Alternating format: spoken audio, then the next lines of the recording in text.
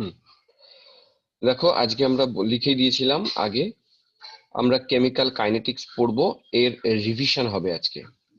তো রিভিশন মানে বুঝতে পারছো, অত ডিটেলসে যাব না। কিছু কিছু জায়গা বোঝাবো আর তার ওপর প্রবলেম দেবো। একটা পিডিএফ আমি এখানে ওপেন করে রেখেছি। পিডিএফটা কোথায় গেল? মোস্ট প্রবাবলি পিডিএফটা ঠিক আছে। তো যেটুকু থিওরি বলবো তার উপরে কিছু প্রবলেম তোমাদেরকে এখানেই বসে করাবো, আর কিছু বাড়ি কাজ দেয়া থাকবে। দেখবে মোটামুটি বুঝে যাবে। আর এমনও যদি কেউ থাকো যারা প্রথম আমার কাইনেটিক্স ক্লাস করছো, তাহলেও অসুবিধা হবে না। হ্যাঁ, মোটামুটি ভাবে প্রথম থেকেই বলবো, খুব ডিটেলসে না হলেও। আচ্ছা, তাহলে শুরু করি কাইনেটিক্স। দেখো, প্রথমে বুঝতে হবে যে কাইনেটিক্স আমরা কেন পড়ি বা এর গুরুত্বটা কোথায়। তোমরা দেখবে বই খুললে একটা ইন্ট্রোডাকশন থাকে কাইনেটিক্স এর দেয়া। ইন্ট্রোডাকশনটা যদি ভালো করে পড়ো, ওখানে এরকম লেখা থাকে যে আমরা কাইনেটিক্স এর আগে 11-এ থার্মোডাইনামিক্স বলে একটা চ্যাপ্টার পড়েছিলাম। এবার সেই থার্মোডাইনামিক্সে কি বলা হয়েছিল? রিয়াকশনের ফিজিবিলিটি নিয়ে আলোচনা করা হয়েছিল। আচ্ছা, ফিজিবিলিটি মানেটা কি? মানে একটা রিয়াকশন হয় না সেটা নিয়ে আমরা থার্মোডাইনামিক্সে স্টাডি করি। আমি মনে করিয়ে দিই কিরকম পড়েছিলাম। সবার লাস্টে আমরা থার্মোডাইনামিক্সে ডেল্টা জি বলে একটা প্যারামিটার বলেছিলাম। এর নাম কি? এর নাম ছিল ফ্রি এনার্জি। তোমাদের মনে থাকবে ফ্রি এনার্জির ভ্যালু এটা আমরা ক্যালকুলেট করতে পারি। এর ভ্যালু যদি আমরা কখনো নেগেটিভ পাই, তখন আমরা বলতাম হ্যাঁ ঠিক, রিয়াকশনটা তাহলে স্পন্টেনিয়াস, মানে রিয়াকশনটা অটোমেটিক্যালি হয়। আর ডেল্টা জি যদি আমরা পজিটিভ পাই, তখন বলা হয়েছিল না রিয়াকশন স্পন্টেনিয়াস না, এটা নন স্পন্টেনিয়াস। আর তোমরা তো স্পন্টেনিয়াস মানে জানোই, সমস্ত ন্যাচারাল প্রসেস সেগুলো স্পন্টেনিয়াস হয়, আর যেগুলো ন্যাচারাল নয় তারা নন স্পন্টেনিয়াস। এবার নন স্পন্ট এটা এটা কিন্তু এরকম কথা নয় যে ন্যাচারাল না মানেই নন স্পন্টেনিয়াস, এরকমও নয়। তো আমরা এই ডেল্টা জি প্যারামিটার দিয়ে বলেছিলাম। এখন থার্মোডিনামিক্স এর ড্রব্যাকস যেটা ছিল, একটা রিয়াকশন শুধুমাত্র এইটুকু বলা যেত যে স্পন্টেনিয়াস হয় না। কিন্তু স্পন্টেনিয়াস হলে রিয়াকশনটা কি রেটে হয়? রেট মানে গতিতে হয়। সোজা কথা, স্পিডে হয় নাকি স্লো হয়, বা রিয়াকশনটা হতে কত সময় নেয়, এই কথাগুলো কিন্তু থার্মোডাইনামিক্সে আমরা পড়ি না। এই কথাগুলোর উত্তর কাইনেটিক্স দেয়। তাহলে কেউ যদি জিজ্ঞেস করে যে কাইনেটিক্স এর উদ্দেশ্যটা কি পড়ার, তোমরা বলবে যে কাইনেটিক্সে আমরা রিয়াকশনের গতি সম্পর্কে স্টাডি করব, মানে স্পিড বা রেট। যদি টেকনিক্যাল বা কি বলবো, টেকনিক্যাল টার্মে বলি, তাহলে বলবো রেট অফ দ্য রিয়াকশন। বা যদি খাস বাংলায় বলি, রিয়াকশনের গতি স্টার্ট করব বা রিয়াকশনের স্পিড পড়বো। রিয়াকশনটা দ্রুত গতিতে হয় না ধীরে ধীরে হয়, রিয়াকশনটা হতে কত সময় নেয়, এই আলোচনাগুলো কাইনেটিক্সে করি। এটা প্রথম প্রশ্ন, যে কাইনেটিক্স আমরা কেন পড়ি।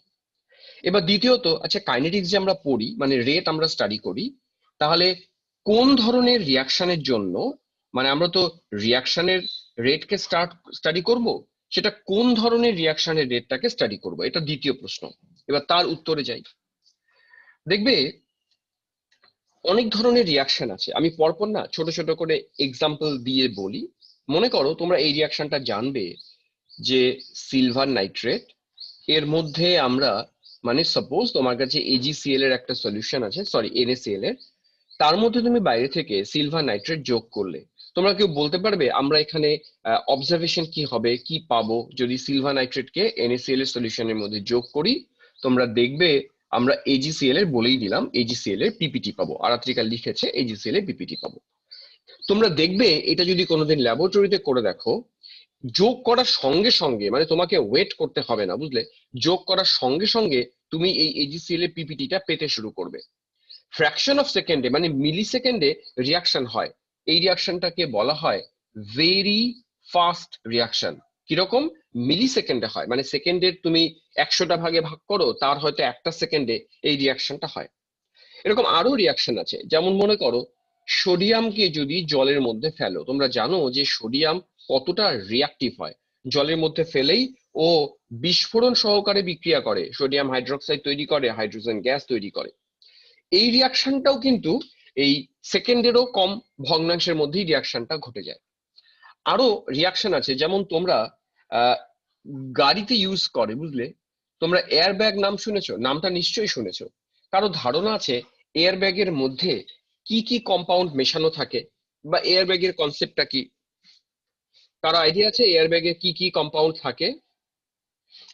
জাস্ট এইটুকু বললেই হবে, এয়ার ব্যাগে কি কি মেশানো থাকে। কেউ যদি পারো রেসপন্স করো, না হলে আমি তো বলেই দেবো। জানো এয়ার ব্যাগে কোন কোন কম্পাউন্ড থাকে? বা এয়ার ব্যাগের কাজটা কি, এটা কোথায় ইউজ হয়? অ্যাক্সিডেন্ট প্রিভেন্ট করে। অ্যাকচুয়ালি অ্যাক্সিডেন্ট প্রিভেন্ট করে বললে ভুল হয়। মনে করো একটা গাড়ি, ধরো একটা গাড়ি আছে, এই গাড়িটা যদি ভীষণ স্পিডে কারোর সাথে গিয়ে কলিশন করে, কোন একটা আরেকটা গাড়ির সাথে কলিশন করে, তখন এই গাড়ি থেকে না কতগুলো বেলুনের মতো ব্যাগ বেরোয়। তো ওটা বেরোনোর উদ্দেশ্যটা কি, যে চালাচ্ছে বা প্যাসেঞ্জার যারা আছে ওদেরকে প্রিভেন্ট করে, এই বেলুনটা ওদেরকে অন্যান্য জায়গায় বাড়ি লাগতে দেয় না। তো এটা এয়ার ব্যাগ। এই এয়ার ব্যাগের মধ্যে কিন্তু কম্পাউন্ড থাকে, জানো কি কি কম্পাউন্ড থাকে? এর মধ্যে থাকে সোডিয়াম অ্যাজাইড, আর থাকে Fe2O3 ফেরিক অক্সাইড। এর একটা মিক্সচার দেয়া থাকে, বুঝলে? বাহ, অরিত্রা লিখেছে, অরিত্রা জানা ছিল, সোডিয়াম অ্যাজাইড থাকে, বুঝলে?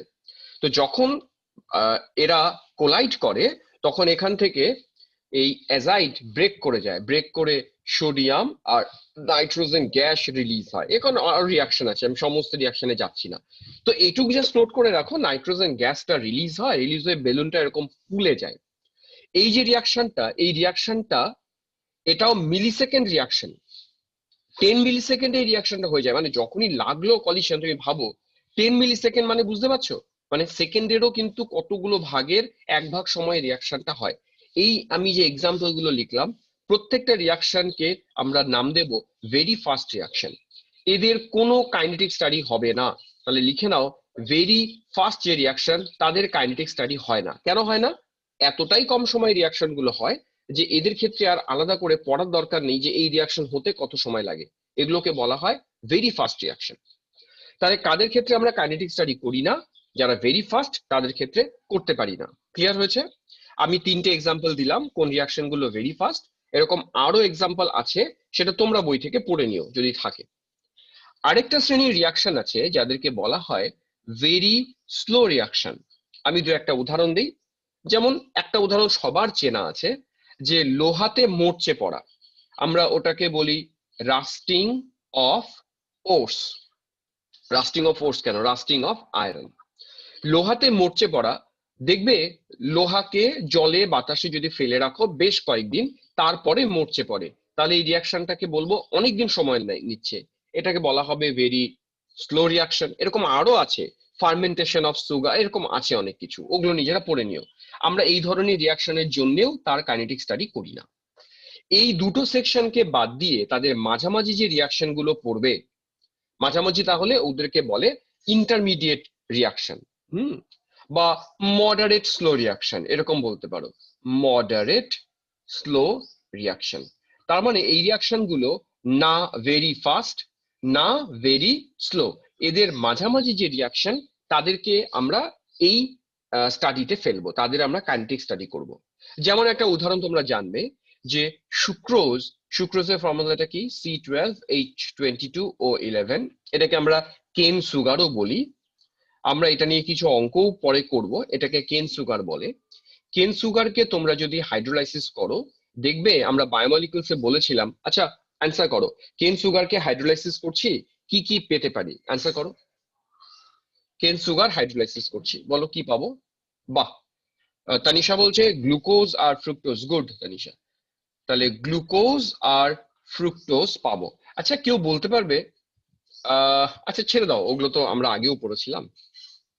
এই যে রিয়াকশন, এই রিয়াকশন গুলো কিন্তু না ভেরি ফাস্ট না very slow, moderate slow reaction, এদের আমরা কাইনেটিক স্টাডি করব। ওকে, এরকম আরো অনেক রিয়াকশন আছে যাদের কাইনেটিক স্টাডি করা হয়।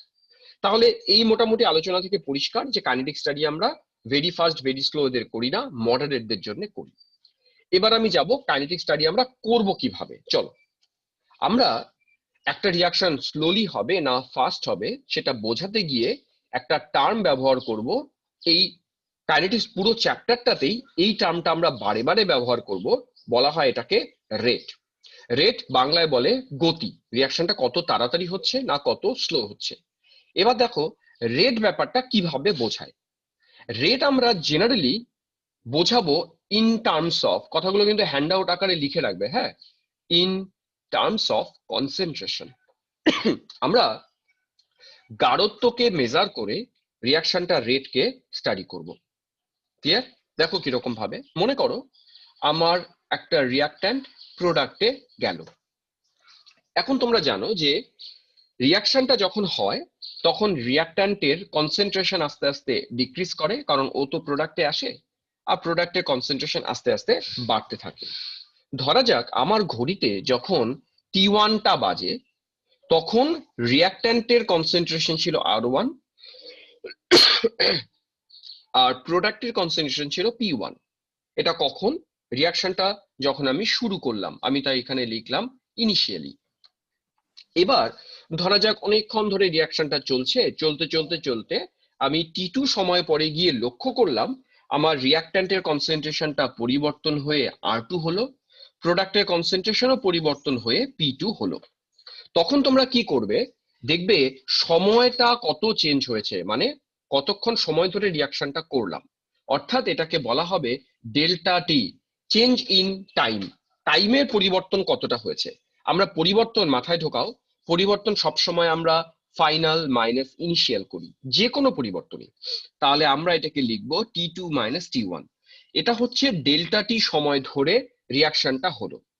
এতে তুমি লক্ষ্য করো রিয়াক্ট্যান্টের কনসেন্ট্রেশনের পরিবর্তন কিরকম হলো, তখন এটাকে বলা হবে ডেল্টা আর। এটাও কিন্তু সবসময় ফাইনাল মাইনাস ইনিশিয়াল, তাহলে এটাকে লেখা যাবে R2 মাইনাস R1। বা যদি বলি আচ্ছা বলো তো তাহলে প্রোডাক্টের গাঢ়ত্বের পরিবর্তন কত, সেটাও তোমাকে বলতে হবে delta P equals to P2 minus P1। এবার আমি যদি ইন টার্মস অফ রিয়াক্ট্যান্ট বলি, তোমরা লক্ষ্য রাখো আমরা বলতে পারি ডেল্টা টি সময়ে গাঢ়ত্বের পরিবর্তন হয়েছে ডেল্টা আর। এটা কার? এটা কিন্তু রিয়াক্ট্যান্টে। একক সময়ে মানে ইউনিট টাইমে চেঞ্জ কত? ডেল্টা আর বাই ডেল্টা টি। এইটাকেই বলা হবে ওই রিয়াকশনটার রেট, রিপ্রেজেন্ট করব ছোট হাতের আর দিয়ে। তাহলে আর জিনিসটা কি? সবসময় আর মানে হচ্ছে কনসেন্ট্রেশনের চেঞ্জ বাই টাইমের চেঞ্জ, বা যদি ডেফিনেশন দিই একক সময়ে গাঢ়ত্বের পরিবর্তন কতটা হয়েছে সেটা ওর রেট। এবার একটা কথা, তুমি রিয়াক্ট্যান্টের ক্ষেত্রে এসে দেখো, আমরা একটু আগে কি বললাম, যত রিয়াকশন হবে তত রিয়াক্ট্যান্টের কনসেন্ট্রেশন কমতে থাকে। তাহলে যদি কমতে থাকে R2 এর ভ্যালু কিন্তু R1 এর চেয়ে কম, আর কম যদি হয়, দেখেছো আমি এখানে ডিফারেন্স কি করেছি, কম থেকে বেশিকে বাদ দিয়েছি, মানে এই ডিফারেন্স হওয়া উচিত নেগেটিভ, তাই এই রেটটার সামনের চিহ্নটাও আসবে নেগেটিভ। ওকে, তার মানে রিয়াক্ট্যান্টের রেসপেক্টে যখন রেটকে প্রেজেন্ট করব সামনে আসবে নেগেটিভ সাইন। এবার আমি প্রোডাক্টে আসি, প্রোডাক্টের চেঞ্জ কত হয়েছিল কনসেন্ট্রেশনে? Delta p. এই ডেল্টা পি কে কিন্তু আমি আর নেগেটিভ বলবো না, এ পজিটিভ। কেন? যত রিয়াকশন হবে প্রোডাক্টের ভ্যালু বাড়তে থাকে, রিয়াক্ট্যান্টের ভ্যালু কমতে থাকে, অর্থাৎ এখানে P2 এর ভ্যালু P1 এর চেয়ে বেশি, তার জন্য ভ্যালুটা পজিটিভ। তাহলে আমরা রেট এটাও বলতে পারি যে delta P by delta t, অর্থাৎ একটা নির্দিষ্ট সময়ে মানে একক সময়ে গাঢ়ত্বের পরিবর্তন কতটা হয়েছে সেটাই ওর রেট।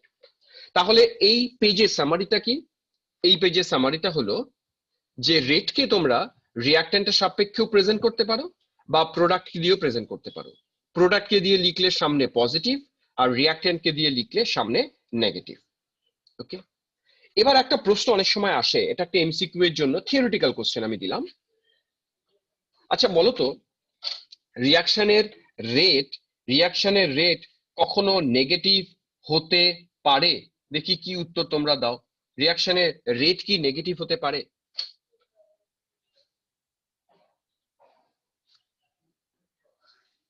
কেউ বলবে? আচ্ছা, একজন উত্তর করলো না, অনন্যা বলছে না, আমি পরে ওর কাছ থেকে যুক্তি শুনবো। আর কেউ অ্যান্সার করবে? রিয়াকশনের রেট কি নেগেটিভ হতে পারে?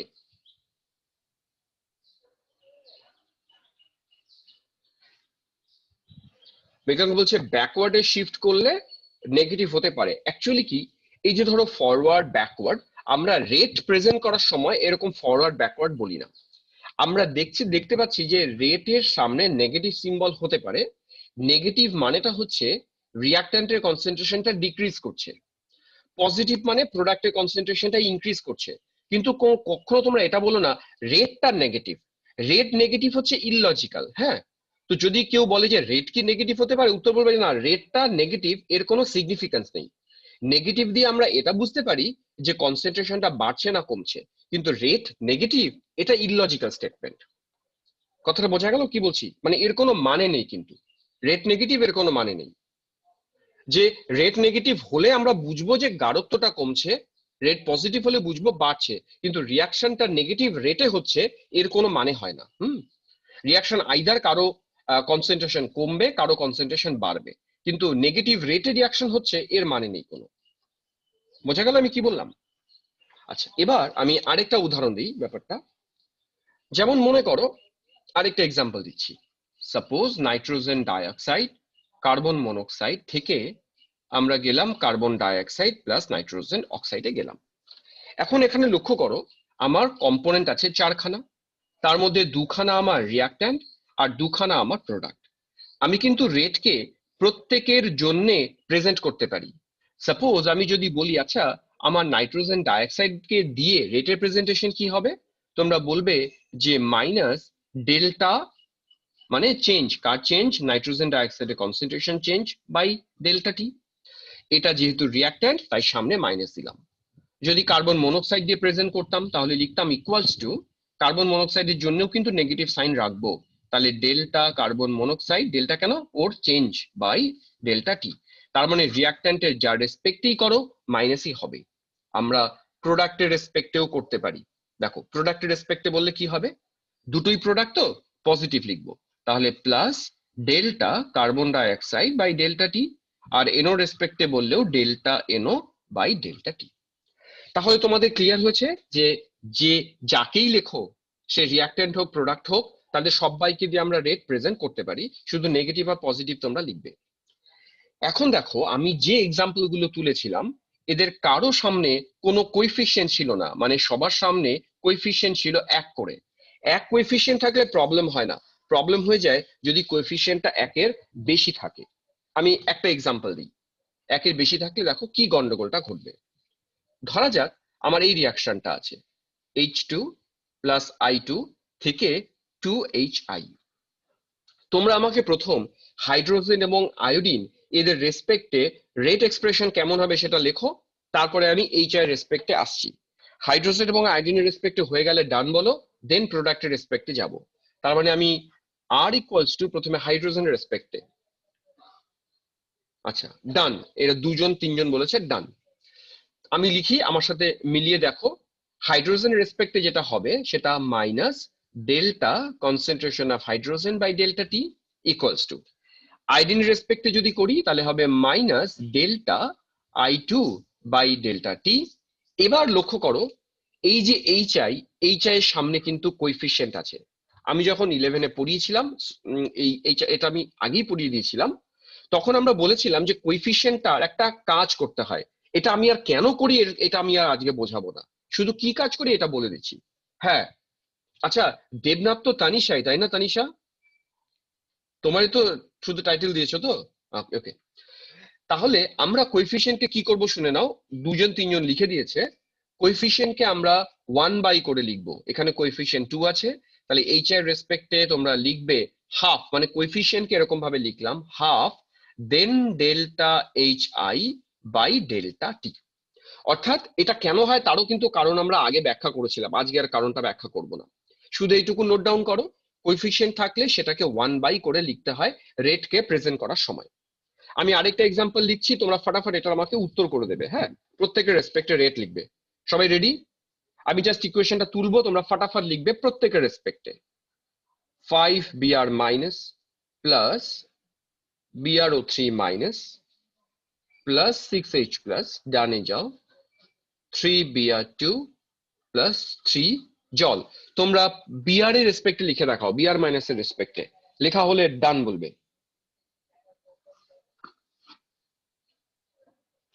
হয়েছে? ডান? ওকে ডান। আচ্ছা এবার আমি, আচ্ছা বিআর মাইনাসের রেসপেক্টে লিখেছো, একটা কাজ করো, এটা এটা এটা এটা প্রত্যেকটা যে আছে আরো 4টা, প্রত্যেকের রেসপেক্টে রেট এক্সপ্রেশন লেখো, প্রত্যেকের রেসপেক্টে রেট এক্সপ্রেশন লেখো।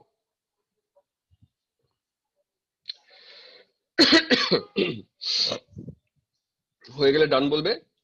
এটা আমি আর লিখবো না, শুধু একটা লিখে ছেড়ে দেবো, বাকিটা তো তোমরা পারবে আশা আশা করি।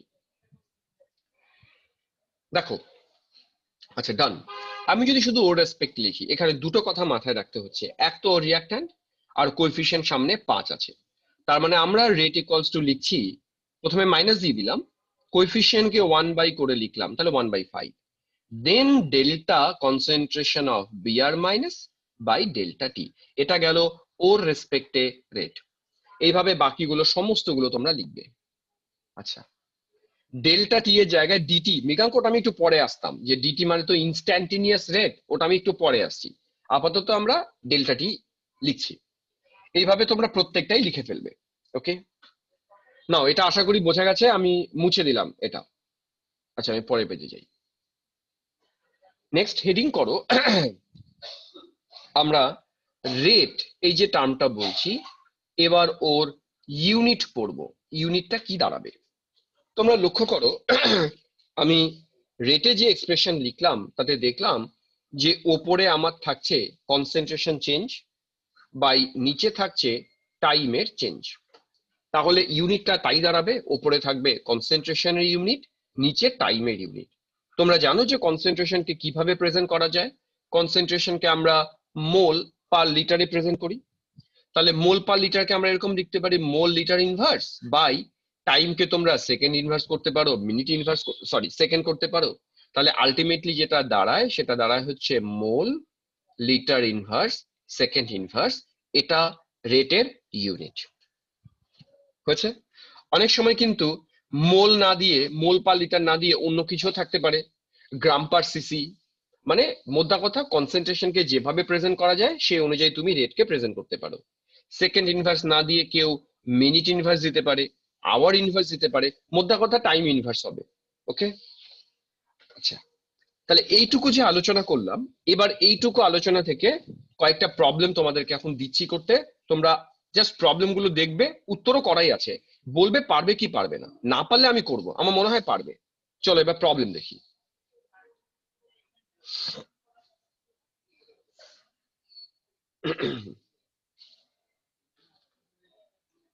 আচ্ছা, দেখো তো একটা পিডিএফ দেখতে পাচ্ছ কিনা,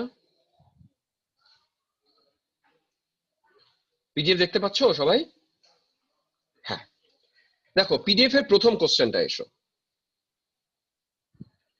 কি বলছে, a gaseous hypothetical chemical reaction 2A থেকে 4B তে গেছে, সি তে গেছে, is carried out in a closed vessel, concentration of B is found to increase by, এটা টোটালটাই ইনক্রিজ বলা আছে, কার ইনক্রিজ, বি এর ইনক্রিজ, ইন 10 সেকেন্ডস। তার মানে প্রশ্নটা বলেছে যে 10 সেকেন্ড সময়ে ডেল্টা বি এর ভ্যালু 5 ইন্টু 10⁻³ এটা বলে দিয়েছে। দেন ক্যালকুলেট করো rate of appearance of B, এখানে কিন্তু একটু গন্ডগোল আছে, হ্যাঁ, rate of appearance of B, আমি এই জায়গাটায় আসছি, rate of appearance of B, rate of the reaction and rate of disappearance of A. প্রশ্নটা কিন্তু খুব সহজ নয়, প্রথম প্রশ্নই অত সহজ নয়। আমি তোমাদেরকে আগে এরা কি করেছে তোমরা সেই করাটা দেখতে যাবে না আগেই, হ্যাঁ, আমি করাটা দেখতে চাইছি না, করাটা কাটো। তোমরা প্রথম আমাকে বলো, এই যে রিয়াকশনটা দেখছো, এই রিয়াকশনের রেট এক্সপ্রেশনটা প্রত্যেকের রেসপেক্টে লিখে দেখাও। চলো ফার্স্ট কাজ এটাই, এর রেসপেক্টে, বি এর রেসপেক্টে, সি এর রেসপেক্টে রেটটা লিখবে, নট আচ্ছা অনন্যা বলছে ডান, তানিশা বলছে 1/4 কেন নিল না, তানিশা আমি ওটারই উত্তর দেবো, জাস্ট ওয়েট। আচ্ছা, আমরা প্রথমে এর রেসপেক্টে লিখি, এর রেসপেক্টে লিখবো -12 delta A by delta t equals to, B এর রেসপেক্টে লিখবো, মৃগাঙ্ক বলছে rate of appearance rate of disappearance এর কোএফিসিয়েন্ট হয় না, আসছি মৃগাঙ্ক, ঠিক বলছো, আসছি। এবার বি তে আসি, বি এর রেসপেক্টে যখন লিখবো তখন লিখবো 1/4 delta B by delta t equals to, C তে যখন আসবো তখন বলবো সি এর কোনো কোএফিসিয়েন্ট নেই, ডেল্টা সি বাই ডেল্টা টি।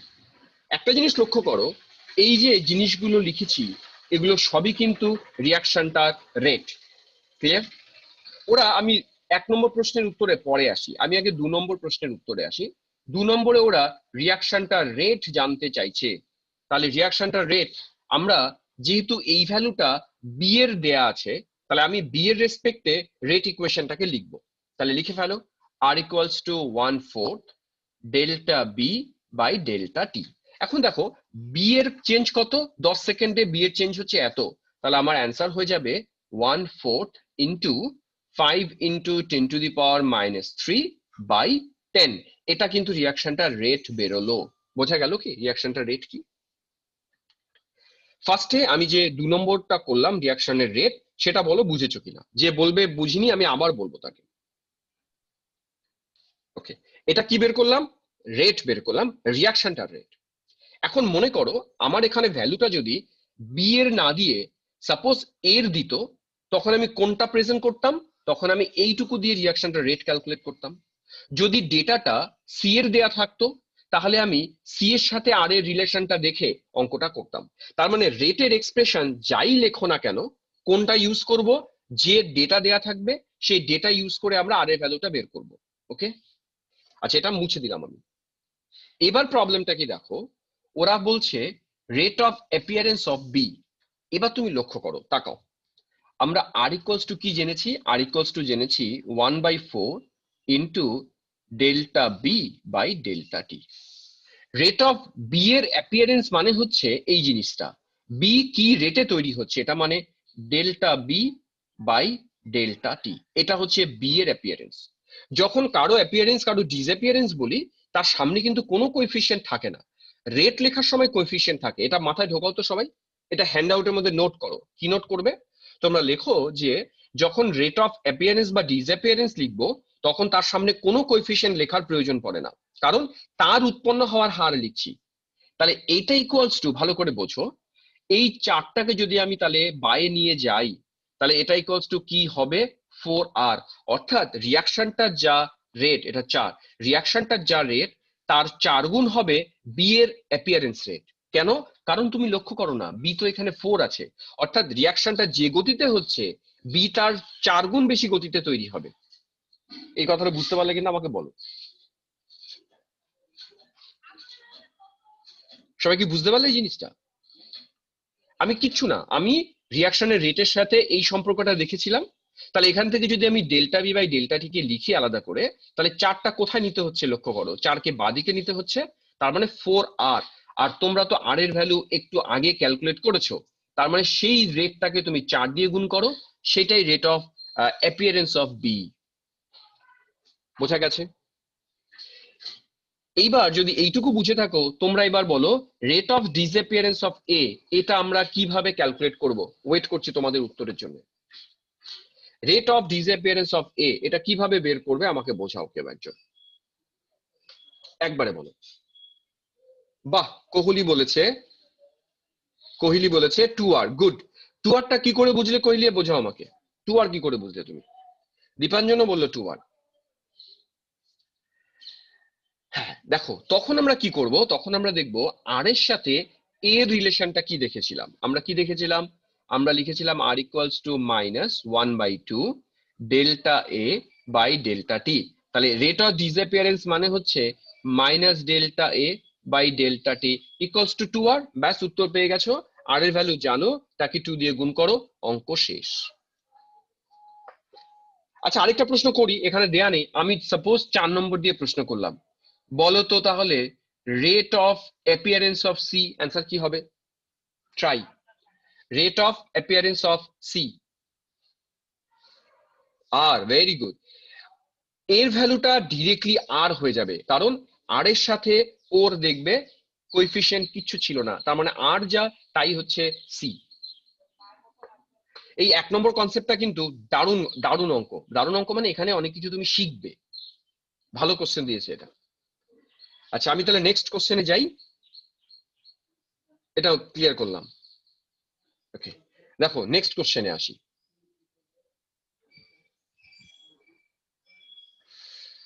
দাঁড়াও, অ্যানোটেশন বন্ধ না করলে নেক্সট পেজে যাওয়া যায় না। ওকে, তোমরা এবার কি করবে দেখো, দুই, এই যে 2 নম্বর প্রবলেম, 3 নম্বর প্রবলেম, এই প্রবলেমগুলো না নিজেরা আমার মনে হয় চেষ্টা করলে পারবে আচ্ছা চলো 3.5টা করি, আরেকটা করি। এই 3.5। আচ্ছা লেখাটা কি পড়তে পারছো না আমাকে বড় করতে হবে আগে? বা তোমরা বোধহয় নিজেরাও স্ক্রিনটা বড় করতে পারো। চলো বড় করে নাও যদি দেখতে অসুবিধা হয়। চলো পড়ো, প্রশ্নটা পড়ি। বলছে, ওকে ওকে ঠিক আছে তানিশা, দীপাঞ্জন বলছে জুম করতে পারে ওরা, ঠিক আছে জুম করে নাও। কি বলছে, if rate of formation of oxygen is 40 gram per minute, এই জায়গাটা লক্ষ্য করো। এটা কিন্তু rate of formation of oxygen, এটা কিন্তু রেট অফ দ্য রিয়াকশন নয়, অক্সিজেনের ফরমেশন রেট। অর্থাৎ এই যে 48 গ্রাম পার মিনিট, এর মানেটা কি? এর মানেটা হচ্ছে delta O2 by delta t, এটা হলো তোমার 48 gram per minute. Not rate of the reaction, এটা হচ্ছে rate of appearance of oxygen. এই যে ডেটাটা দেয়া, এটা অক্সিজেনের অ্যাপিয়ারেন্স রেট। ক্লিয়ার? কি চাইছে দেখো, রিয়াকশনটা বলে দিয়েছে, এটাই তো রেট। দীপাঞ্জন বলছে এটাই রেট। ভেরি গুড দীপাঞ্জন, এটাই রেট। কি করে বুঝলে এটাই রিয়াকশনটা রেট? দেখি কে বলতে পারে। স্যার কোশ্চেনের নিচে অ্যানোট করব। আচ্ছা দীপ্ত বলছে কোশ্চেনের নিচে অ্যানোট করব। ওকে আমি নিচে অ্যানোট করছি। দেখো আমরা কি বললাম, যে আমি এখানে লিখলাম যে delta of O2 by delta t, এটা ইকুয়ালস টু 48, এটা দেয়া আছে। এরা আমাকে উত্তর দিল এটাই রিয়াকশনটা রেট। আমি জানতে চাইছি কি করে বুঝলে এটাই রিয়াকশনটা রেট। এটা সবাই উত্তর দিল কোনো কোএফিসিয়েন্ট নেই। গুড। যেহেতু অক্সিজেনের সামনে কোনো কোএফিসিয়েন্ট নেই, তাহলে আমরা যদি অক্সিজেনের রেসপেক্টে রেট লিখতাম তাহলে কি লিখতাম? আর ইকুয়ালস টু, এটাই হতো অক্সিজেনের রেসপেক্টে রেট। তোমরা ফার্স্ট যেটা করবে, আমার সাজেশন, প্রত্যেকটা কম্পোনেন্টের জন্য রেটের এক্সপ্রেশনটা আগে লিখে রাখবে, তাহলে তোমার মাথায় ঢুকবে তাড়াতাড়ি। তাহলে আমরা কি লিখবো? আর ইকুয়ালস টু, প্রথমে লেখো এর রেসপেক্টে রেট লেখো, লেখো তাহলে minus half of delta N2O5 by delta t, এটা ওর রেসপেক্টে রেট লিখলাম, ইকুয়ালস টু, চলো নাইট্রোজেন ডাইঅক্সাইডের রেসপেক্টে রেট লিখি, 1/4 delta NO2 by delta t. আর অক্সিজেনের রেসপেক্টে লিখলে এটাই হবে অক্সিজেনের রেসপেক্টে। এবার প্রথম প্রশ্নে আসি, what is the rate of disappearance of nitrogen dioxide? Nitrogen ডাইঅক্সাইডের রেট অফ ডিসঅ্যাপিয়ারেন্স, তার মানে ওরা চাইছে এই জিনিসটা, delta N2O5 by delta t equals to কত হবে? বাহ, এরা দুজন উত্তর লিখে দিয়েছে। টুটাকে এদিকে নিয়ে চলে যাও, আসবে 2R। তানিশা 4R নয়, নাইট্রোজেন পেন্টক্সাইডের ডিসঅ্যাপিয়ারেন্স, তো তাহলে পেন্টক্সাইডের কোএফিসিয়েন্ট দেখে নি, 2 ছিল, অর্থাৎ 2R হওয়া উচিত। আর আর তো তোমরা বের করেই ফেলেছো, আর তো এটাই আছে তাই না, 48ই আছে। আর এখানে যদিও গ্রাম পার মিনিট দেয়া ছিল, তোমরা অক্সিজেনের মলিকুলার মাস দিয়ে ডিভাইড করে মোল পার মিনিট করে নেবে। আমরা মোল দিয়ে রিপ্রেজেন্ট করতে পছন্দ করি।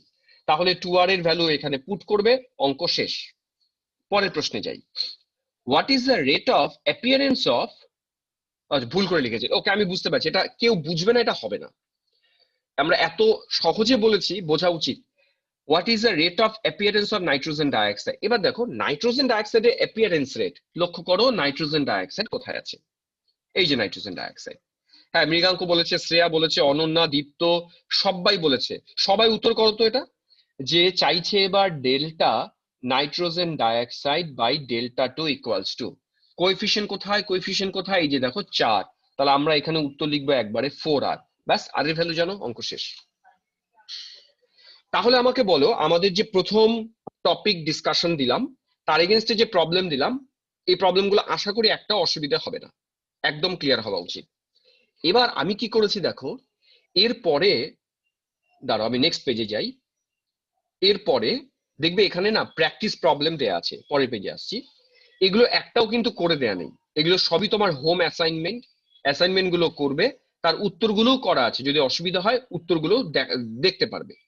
যদি এরপরও কেউ বলো যে না আমি উত্তরটা দেখেও বুঝলাম না, তাহলে তার সলিউশন ফাইল আমি পাঠিয়ে দেবো, আমাকে বলবে, তাকে আমি আলাদা করে পাঠাবো, সবাইকে পাঠাবো না।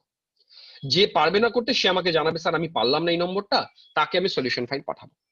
আর তোমরা এটা হয়ে গেলে আমাকে উত্তরটা পাঠিয়ে দেবে। ওকে, আচ্ছা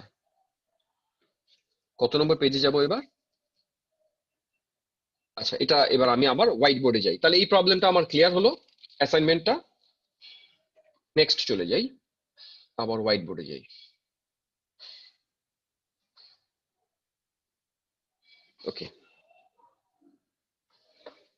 নেক্সট যেটা পড়বো, যেটা তোমরা একটু আগেই আমাকে বললে যে ডিটি দিয়ে কেন লিখলাম না, ওটাকে বলা হয়, লেখো হেডিং করো ইনস্ট্যান্টিনিয়াস। হ্যাঁ, instantaneous, NEOUS, instantaneous rate. Aratrika বলছে গ্যাসের জন্য লেখার সময় কি পার্শিয়াল প্রেসার ইউজ করতে হবে? হ্যাঁ আরাত্রিকা, গ্যাসের সময় আমরা পার্শিয়াল প্রেসার কি ইউজ করব, কনসেন্ট্রেশন তখন নয়। আচ্ছা দেখো, ইনস্ট্যান্টেনিয়াস রেটটা আমরা কেন ইউজ করি তার কারণটা বোঝো। মনে করো আমি একটা রিয়াকশন করছি, এ থেকে বি তে যাচ্ছি। আমরা এরপরে দেখাবো লজ অফ মাস অ্যাকশনে যে রিয়াকশনের রেট কিন্তু এদের কনসেন্ট্রেশনের উপর ডিপেন্ড করে। কনসেন্ট্রেশন চেঞ্জ হলে রিয়াকশনের রেট চেঞ্জ হয়। এখন আমরা একটু আগে যে রেটটা করেছিলাম সেটা T1 সময়ে কনসেন্ট্রেশন মেজার করেছিলাম, আবার অনেকক্ষণ পরে T2 সময়ে কনসেন্ট্রেশন চেঞ্জটা মেজার করেছিলাম। কিন্তু ভাবো A1 থেকে A2 এর মাঝখানে প্রত্যেক মুহূর্তে এর কনসেন্ট্রেশন কিন্তু পাল্টেছে। মনে করো T1 ধরো 10 সেকেন্ড, 10 সেকেন্ডে মনে করো 11তম সেকেন্ড, 12তম সেকেন্ড, 13তম সেকেন্ড, এরকম ভাবে প্রত্যেক মুহূর্তে কনসেন্ট্রেশন চেঞ্জ হয়, ফলে রেটও চেঞ্জ হয়। তাই আমরা এই যে ডেল্টা টি মানে একটা লম্বা সময়ের ব্যবধান, এই ডেল্টা টি দিয়ে আমরা রেটকে প্রেজেন্ট করতে পারি না। তাই ওরা বলছে রেট প্রেজেন্ট করতে হবে যেটা, সেটা ইনস্ট্যান্টিনিয়াস, মানে প্রত্যেক মুহূর্তে ক্যালকুলেট করতে হবে। তার জন্য ওরা একটা কন্ডিশন দিল। কি কন্ডিশনটা? এরকম বললো যে limit delta t tends to zero, যদি ওর রেসপেক্টে বলি তাহলে minus delta A by delta t, এটা হবে রিয়াকশনটার ওভারঅল রেট। খুব সহজ কথা, এখানে লিমিট টিমিট দিয়ে অনেক জটিল করা আছে, এত কিছু ভাবার দরকার নেই। তোমরা যেটা ভাববে যে না, টাইমের ব্যবধানটাকে আমরা কমিয়ে কমিয়ে জিরোর কাছাকাছি নিয়ে গিয়ে তারপর তাকে দিয়ে রেটকে প্রেজেন্ট করব, অর্থাৎ খুব অল্প অল্প ব্যবধানে রেটকে প্রেজেন্ট করো। আর অল্প ব্যবধান বোঝাতে তোমরা জানো যে আমরা ক্যাপিটাল ডেল্টা ব্যবহার করি না, আমরা ছোট হাতে ডিটি ব্যবহার করি। অর্থাৎ যখন আমরা ইনস্ট্যান্টেনিয়াস বোঝাবো, নট ক্যাপিটাল ডেল্টা, কনসেন্ট্রেশনের সময়ও স্মল চেঞ্জ মানে ডিএ, টাইমের সময়ও স্মল চেঞ্জ মানে ডিটি। যদি প্রোডাক্টের রেসপেক্টে বলতাম তাহলে বলতাম ডিবি বাই ডিটি। আর যদি বড় বড় কম্পাউন্ড হয়, সাপোজ ধরো নাইট্রোজেন ডাইঅক্সাইডের রেসপেক্টে রেট, তখন এরকম ভাবে বলা হয়, আমার কথাটা ফলো করো, DDT of NO2, DDT of NO2 মানে টাইমের রেসপেক্টে NO2 চেঞ্জ কত। এবার মনে করা যাক গ্লুকোজের রেসপেক্টে বের করতে বললাম C6H12O6, তাহলে ওকে কিভাবে প্রেজেন্ট করব? আমরা বলবো DDT of car, DDT of glucose. বোঝা গেছে ইনস্ট্যান্টিনিয়াসকে আমরা কিভাবে প্রেজেন্ট করি? আচ্ছা, এরপরে আমি দেখাবো যে আমরা রেটকে অ্যাকচুয়ালি কিভাবে বের করি, একটা প্রবলেম দিয়ে দেখাচ্ছি তোমাদেরকে। চলো আমি আবার প্রবলেমে যাই।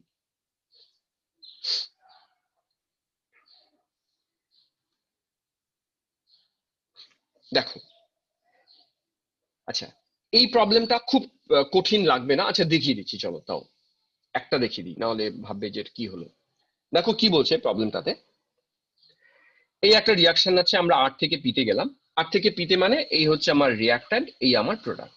দেখো কি বলেছে, কনসেন্ট্রেশন ইনিশিয়ালি ছিল 0.03, এটা চেঞ্জ হয়ে হয়ে গেছে 0.02-তে, তাতে সময় নেওয়া আছে খুব সহজ, 25 মিনিট সময় নিয়েছে। Calculate average rate. Average rate মানে বুঝতেই পারছো, যেটা আমরা একটু আগে ডিসকাস করেছিলাম যে লম্বা সময়ের ব্যবধান, ইনস্ট্যান্টিনিয়াস নয় কিন্তু, এটা এভারেজ। আচ্ছা, সেটা বের করতে বলছে in both minutes and seconds. খুব সহজ, দেখো কি করবে তোমরা, রিয়াক্ট্যান্টের কনসেন্ট্রেশনের চেঞ্জ কত বের করবে। তার মানে আমি বের করতে চাই ডেল্টা আর। আর সোজা, হ্যাঁ রোনা খুব সোজা, এটা আমার বলার প্রয়োজন নেই, ডেল্টা আর তার মানে 0.02, 0.03, ফাইনাল মাইনাস ইনিশিয়ালকে বাদ দাও, আর ডেল্টা টি এর ব্যবধান করা আছে 25 মিনিট, তাহলে আর ইকুয়ালস টু ব্যবধান যেটা হলো তাকে 25 মিনিট দিয়ে ভাগ করো, রেট বেরোবে। আর যখন ওরা সেকেন্ডে করতে বলেছে তখন শুধুমাত্র মিনিটটাকে তুমি 60 দিয়ে গুণ করে সেকেন্ড করবে, তারপর সেম প্রসেসে অঙ্কটা করবে। আমার মনে হয় এটা নিয়ে প্রবলেম হওয়ার কথা নয়, এটা আশা করি তোমরা পারবে। আমি এটা স্কিপ করলাম, হ্যাঁ। আচ্ছা, এবার একই রকম ভাবে পরের একটা প্রবলেম আছে, এগুলো তোমরা নিজেরা পারবে করতে। এখানেও দু একটা প্র্যাকটিস প্রবলেম আমি দিয়েছি, সেটা হচ্ছে এই পেজে আছে। দেখো এই যে 1 নম্বর প্রবলেমটা, এই 1 নম্বর প্রবলেমটা খুব ঠান্ডা মাথায় ভাববে। হ্যাঁ, আমি একটু হিন্টস দেবো তোমাদেরকে। হিন্টসটা কিরকম, মনে করো আমি একটা এক্সপেরিমেন্টাল, এটাতে পরে আসছি, আমি আগে আমার একটা এক্সপেরিমেন্ট দেখাই। ধরা যাক আমি রিয়াক্ট্যান্ট থেকে প্রোডাক্টে যাচ্ছি। তো আচ্ছা বলো তো, যত সময় যায় তত রিয়াক্ট্যান্টের কনসেন্ট্রেশন কমে না বাড়ে? অ্যান্সার করো। সময়ের সাথে সাথে রিয়াক্ট্যান্টের কনসেন্ট্রেশন কমে। তাহলে আমি যদি ওয়াই অ্যাক্সিসে এখানে কনসেন্ট্রেশনকে প্লট করি আর এইদিকে আমি টাইমকে প্লট করি, তাহলে দেখবো রিয়াক্ট্যান্টের কনসেন্ট্রেশন সময়ের সাথে সাথে সাথে সাথে সাথে এইভাবে কমে, একটা এক্সপোনেনশিয়াল রিলেশনশিপ পাই। যদি সেম ওয়েতে আমি প্রোডাক্টকে প্লট করি, বলতো প্রোডাক্টের কনসেন্ট্রেশন সময়ের সাথে সাথে কমে না বাড়ে? প্রোডাক্টের ভ্যালুটা বাড়বে। তাহলে প্রোডাক্ট কিন্তু শুরু হবে জিরো থেকে, বুঝতে পেরেছো? কারণ ইনিশিয়ালি তো প্রোডাক্ট ছিল না। তাহলে জিরো থেকে প্রোডাক্ট শুরু হলো, বাড়তে বাড়তে বাড়তে বাড়তে বাড়তে এরকম ভাবে একটা যেতে থাকে। এখন ল্যাবরেটরিতে আমরা কি করি, ল্যাবরেটরিতে কেউ যদি এই কাজটা এক্সপেরিমেন্টালি করে, তাহলে সে কি পাবে, সে বিভিন্ন টাইম ইন্টারভেলে এই কনসেন্ট্রেশনের বিভিন্ন ভ্যালুগুলো পাবে।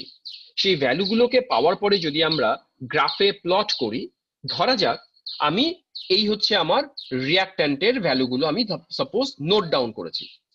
এখন যে কোনো একটা পয়েন্টে তুমি যদি একটা ট্যানজেন্ট ড্র করার পরে তার উপরে একটা ট্রায়াঙ্গেল ড্র করার পরে তুমি এই ভ্যালু ক্যালকুলেট করবে কত, মানে এর চেঞ্জ কত, কনসেন্ট্রেশনের চেঞ্জ কত আর টাইমের চেঞ্জ কত, এটা যদি রেশিও করো তাহলেই কিন্তু রিয়াকশনটা রেট বেরোবে।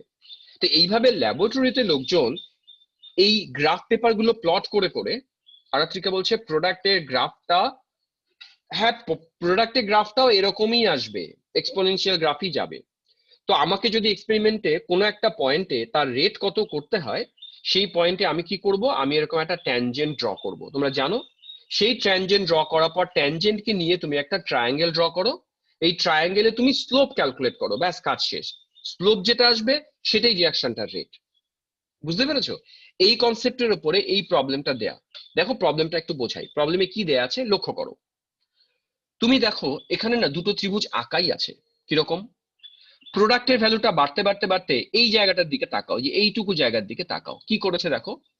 আমরা এই পয়েন্টে একটা ট্যানজেন্ট ড্র করেছি, এই যে সেই ট্যানজেন্টটা, তারপরে দুটো পারপেন্ডিকুলার ড্র করা আছে, মানে একটা ট্রায়াঙ্গেল ড্র করা আছে। এবার এক্স অ্যাক্সিসের দেখো ভ্যালু কত, ভ্যালুটা হচ্ছে এখান থেকে এই পর্যন্ত, এখান থেকে এই পর্যন্ত।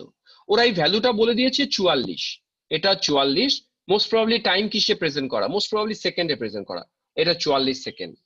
তাতে কনসেন্ট্রেশন চেঞ্জ কতটা হয়েছে, এতটা, এতটা মানে এই যে এতটা, এই যে এতটা। তাহলে রেট কত, এর এর চেঞ্জ বাই এটা, এটা হচ্ছে রেট।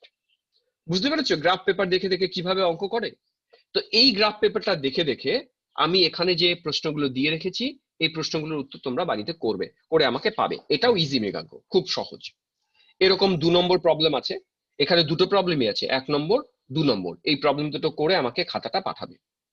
আরেকটা বোধহয় প্রবলেম আছে নেক্সট পেজে। আচ্ছা নেক্সট পেজে যাই। নেক্সট পেজেও একই রকম আরেকটা প্রবলেম আছে। এই দেখো এই 3 নম্বরটা পারবে, অসুবিধা হবে না, তার উত্তরগুলো করা আছে, এগুলো নিজেরা বাড়িতে বসে বসে দেখবে। ওকে চলো নেক্সট পেজে যাই এবার।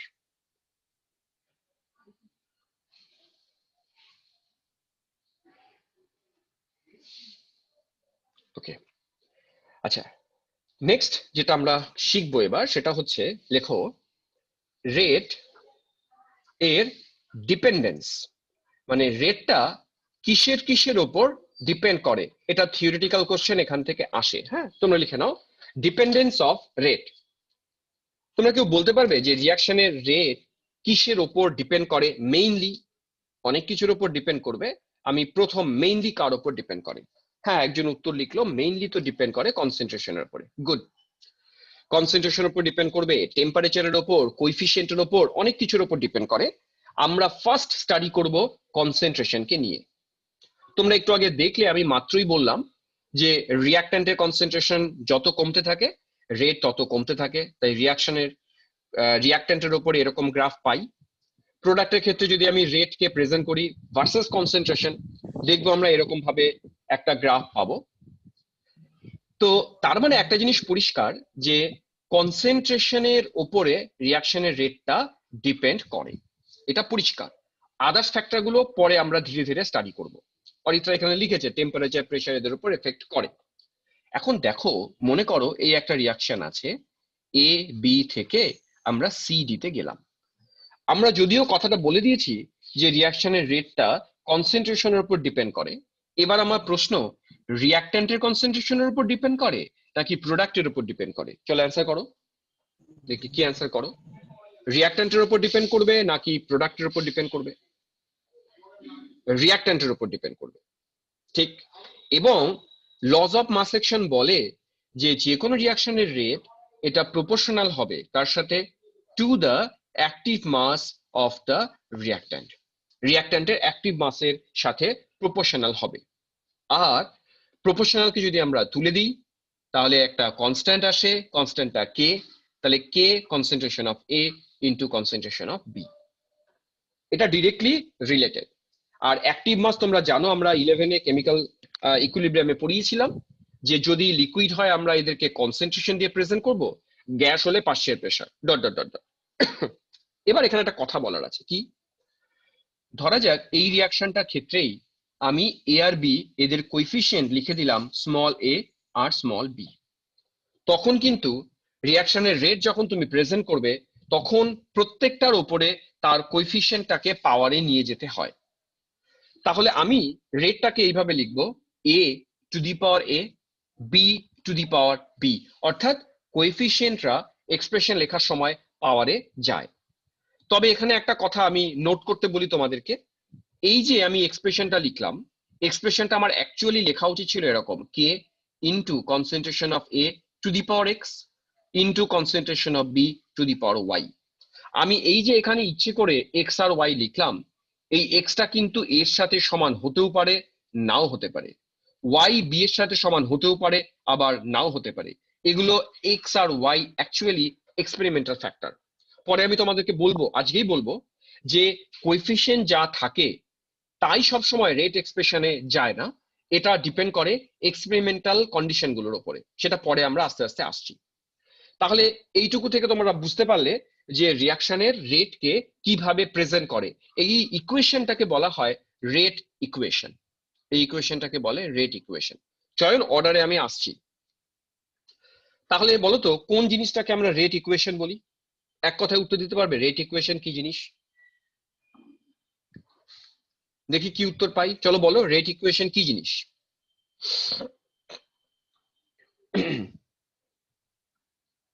চলো বলো, উত্তর দাও, রেট ইকুয়েশন কি জিনিস? আচ্ছা আমি বলছি, তাহলে রেট ইকুয়েশন হচ্ছে একটা ইকুয়েশন যার সাথে আমরা বুঝতে পারি যে রিয়াকশনটার রেট কনসেন্ট্রেশনের সাথে কিভাবে রিলেটেড, ওটাই রেট ইকুয়েশন। যে কনসেন্ট্রেশন অফ দ্য রিয়াক্ট্যান্ট তার সাথে রেট কিভাবে ভ্যারি করবে, মানে কনসেন্ট্রেশনকে ডাবল করলে রেট ডাবল হবে না ট্রিপল হবে, নাকি সেম থাকবে, নাকি ইন্ডিপেন্ডেন্ট হবে, এই যে যাবতীয় প্রশ্ন তার উত্তর যে ইকুয়েশনের মাধ্যমে দিই সেটা রেট ইকুয়েশন। হ্যাঁ, তানিশা কি লিখলো যে equation of rate with respect to concentration of reactant, ঠিক। প্রোডাক্ট অফ অ্যাক্টিভ মাসেস, না আমরা প্রোডাক্ট বলবো না, সবসময় রিয়াক্ট্যান্ট দিয়ে প্রেজেন্ট করবো। ওকে, আচ্ছা এবার এই রেট ইকুয়েশনের উপর বেস করে না ছোট ছোট প্রবলেম আসে। কিরকম, একটা উদাহরণ দিয়ে বোঝাই আমি। ধরা যাক একটা এক্সাম্পল লিখছি, ধরা যাক এই এক্সাম্পলটা লিখি। লেখো সবাই, সাপোজ অ্যামোনিয়াম প্লাস নাইট্রাইট, দুটো আলাদা আলাদা আয়ন, এরা রিয়াকশন করে সাপোজ নাইট্রোজেন গ্যাস আর জল তৈরি করেছে। এটাও আয়ন মানে অ্যাকুয়াস মিডিয়ামে আছে, এটাও আয়ন মানে অ্যাকুয়াস মিডিয়ামে আছে।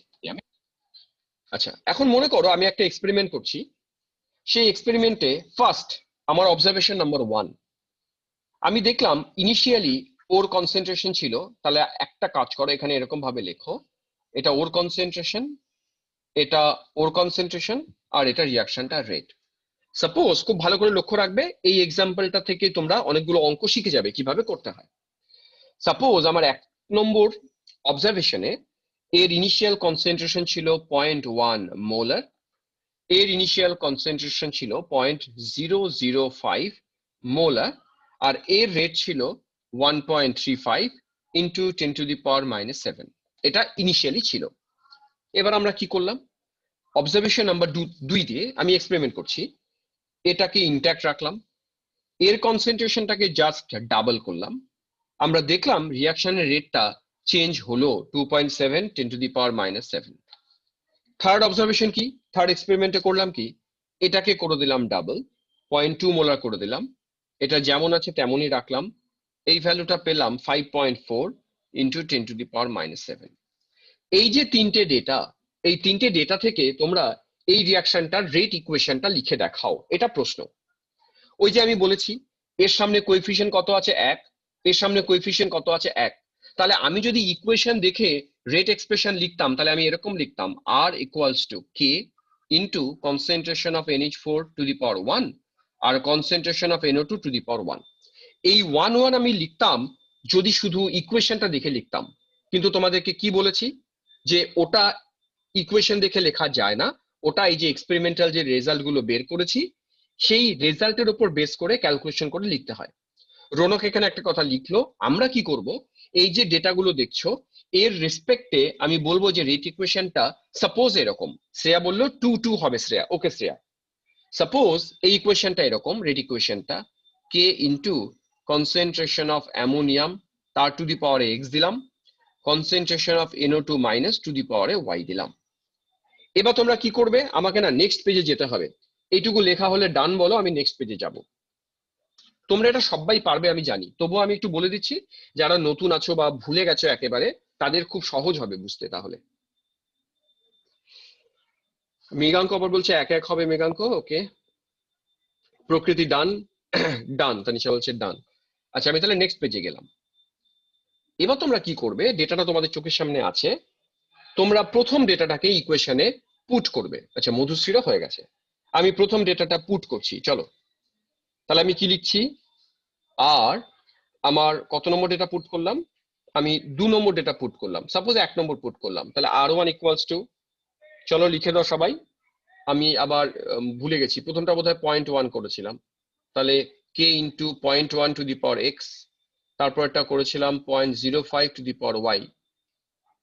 2 নম্বর ভ্যালু পুট করো, R2 ইকুয়ালস টু ছিল K into 0.1 two the power x into 0.01 to the power y।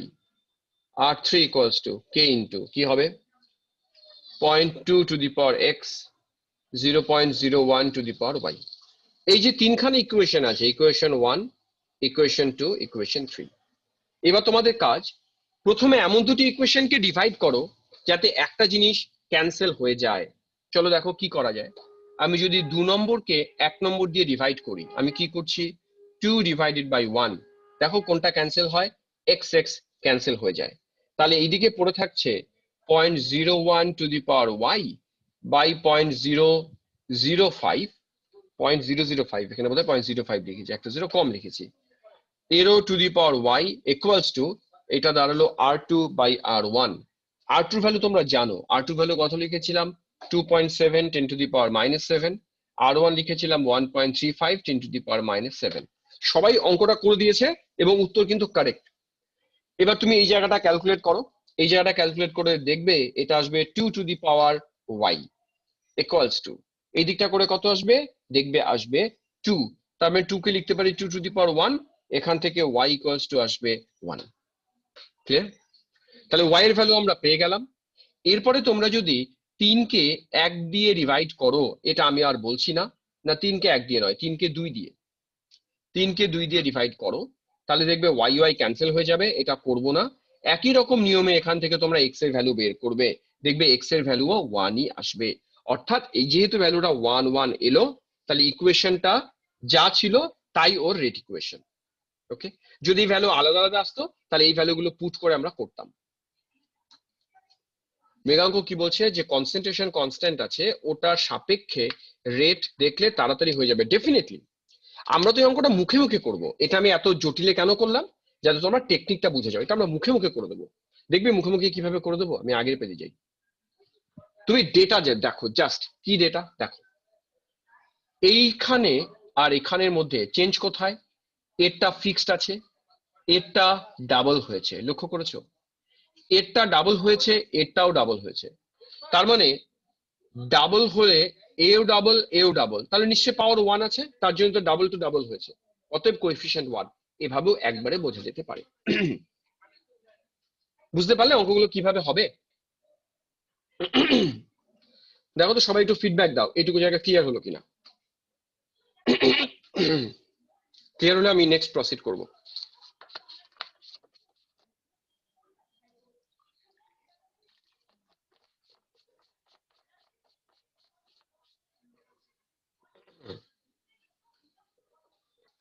হ্যাঁ, এগুলো ইজি। আচ্ছা, আমি নেক্সট প্রসিড করি। নেক্সট তোমাদের একটা প্রবলেম শিট দিই। আচ্ছা, নেক্সট একটা প্রবলেম শিট দেখো। দেখো কত নম্বর পেজে যাব? 7-এ যাব।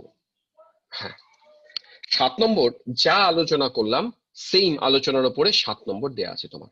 হলো, সলিউশন দেয়া আছে, এটা নিজেরা করবে। এখানে আমরা একটাই প্রবলেম সলিউশন দেয়া আছে।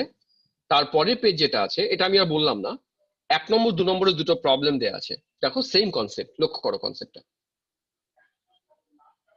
এই দেখো NO2 Cl2 ইকুয়েশন দেয়া আছে, এক্সপেরিমেন্টাল ডেটাগুলো দেয়া আছে, রেট এক্সপ্রেশনটা ডিরাইভ করতে বলছে। তোমরা এখানেও একই রকম ভাবে প্রথমে R equals to K into concentration of NO, 2 দেখে কিন্তু 2 লিখবে না, টু দি পাওয়ার x লিখবে। Concentration of Cl minus to the power 1 লিখবে।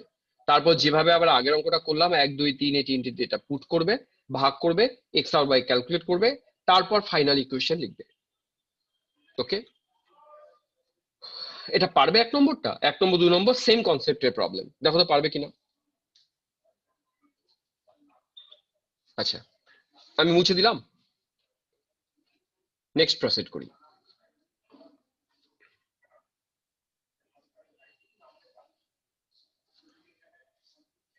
দীপাঞ্জন করে দিয়েছে, ওরে বাপরে, দীপাঞ্জন করেছে 2 আর 1। ঠিক আছে দীপাঞ্জন, সবাই বাড়িতে করবে, করে আমাকে জানাবে। আচ্ছা, নেক্সট হেডিং করো, খুব খুব ইম্পর্টেন্ট, সেটা হচ্ছে ক্যারেক্টারিস্টিক্স, CHARECTERISTICS। না লেখো, characteristics of rate constant. Mriganka বলছে হয়ে গেছে, very good Mriganka. Characteristic of rate constant. Rate constant কিসের কিসের উপর ডিপেন্ড করে, এটাকে দাও star two the power infinity. যে কথাগুলো এখানে বলবো সবগুলো কথা কিন্তু খাতায় লিখে রাখবে। ওকে, ক্যারেক্টারিস্টিক কি? প্রথম ক্যারেক্টারিস্টিক, আচ্ছা বলো তো, রেট কনস্ট্যান্ট যেটাকে আমরা কে বলতাম, এর ভ্যালু যদি আমরা হাই পাই, এটার মানেটা কি? এর ভ্যালু হাই বা এর ভ্যালু লো, এর কি মানে? এটা ওর একটা ক্যারেক্টারিস্টিক, বলো মানে বলো, এর কি মানে?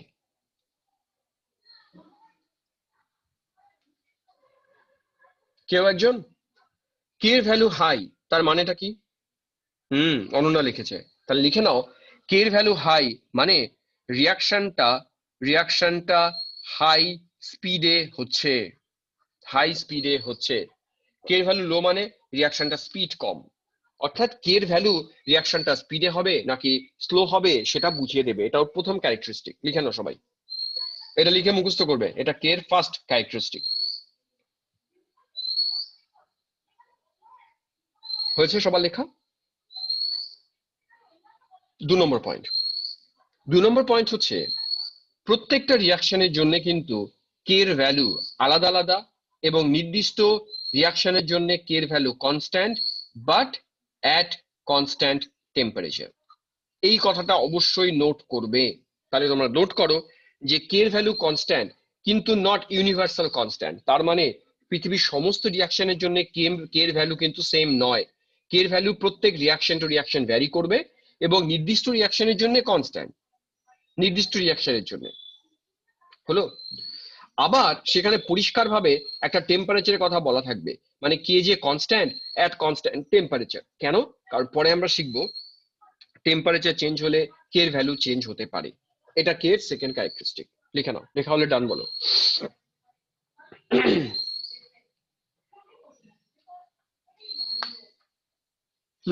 ডান।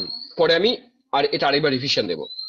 দুটো কথা বলে দিলাম, একটা হচ্ছে কে এর ভ্যালু হাই মানে রিয়াকশন হাই, কে এর ভ্যালুটা ইন্ডিভিজুয়াল রিয়াকশনের জন্য কনস্ট্যান্ট, কিন্তু ওর জন্য নয়। হ্যাঁ, আর কনস্ট্যান্ট তখনই হবে যদি টেম্পারেচার কনস্ট্যান্ট থাকে।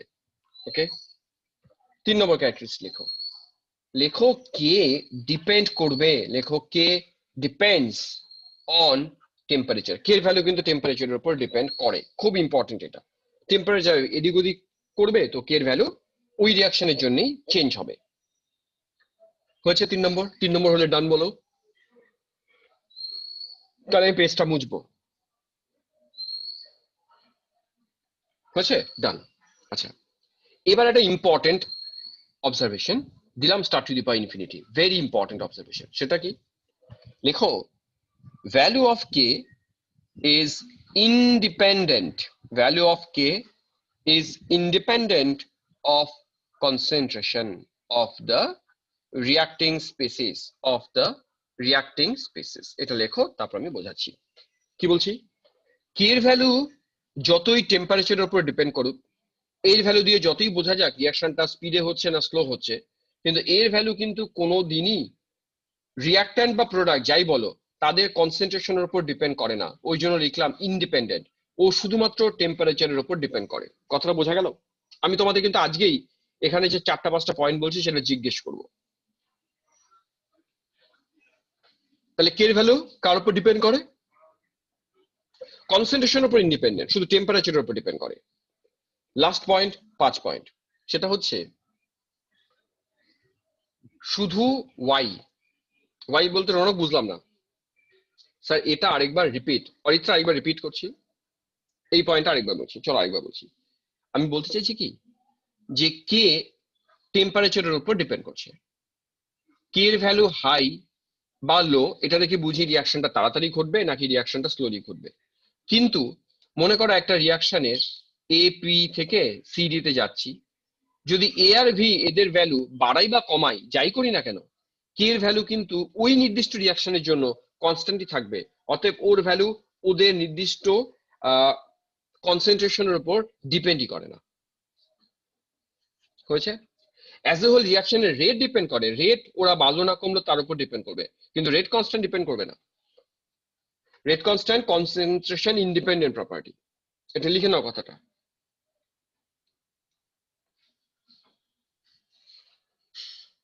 হয়েছে সবার? Last point, point number 6। Last পয়েন্টে বলা আছে যে রেট কনস্ট্যান্টটা ডিপেন্ড করে আরেকজনের উপরে, ডিপেন্ড করে on the order of the reaction, order of the reaction. রিয়াকশনের অর্ডারের উপর ডিপেন্ড করে। রিয়াকশনের অর্ডার যদি বেশি বা কম থাকে তবে একমাত্র রেট কনস্ট্যান্টের ইউনিটটা চেঞ্জ হতে পারে, আদারওয়াইজ চেঞ্জ হবে না। এবার এই আলোচনাগুলো তোমরা কেউ একজন মাইক্রোফোন অন করে খাতা না দেখে আমাকে বলো যে কার কার উপর ডিপেন্ড করছে রিয়াকশনের রেটটা, বলো।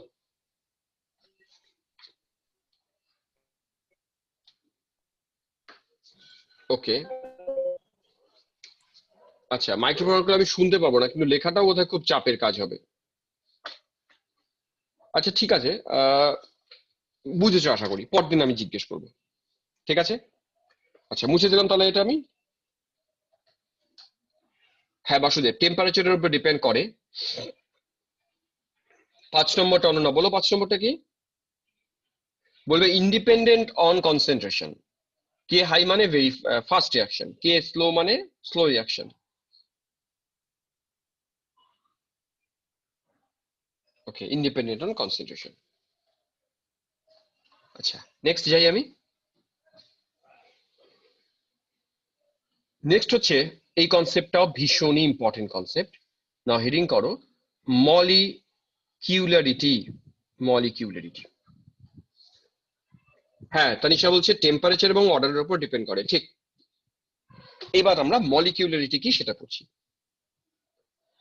দেখো খুব যদি সহজ কথায় বলি, তাহলে মলিকিউলারিটি হচ্ছে number of particles involved in the chemical reaction. তার মানে একটা কেমিক্যাল রিয়াকশন যখন হয় তখন সেই কেমিক্যাল রিয়াকশনে কজন রিয়াকশনটাতে পার্টিসিপেট করছে at a particular point of time, সেটা ওর কি বলছি মলিকিউলারিটি। একটা উদাহরণ দিয়ে বুঝি। মনে করো 2H2HI থেকে আমরা H2 + I2 তে গেছিলাম। এই রিয়াকশনটাতে দেখো কটা এইচআই মলিকিউল পার্টিসিপেট করছে রিয়াকশনের ক্ষেত্রে, দুটো। আমরা এই রিয়াকশনটাকে বলবো এর কোএফিসিয়েন্ট 2, এটাকে বলবো বাই মলিকিউলার রিয়াকশন হলো। এরকম ভাবে ট্রাই মলিকুলার রিয়াকশন আছে, মানে তিনটে মলিকুল একসাথে কোলাইড করছে। এবার আরেকটা এক্সাম্পল দিচ্ছি।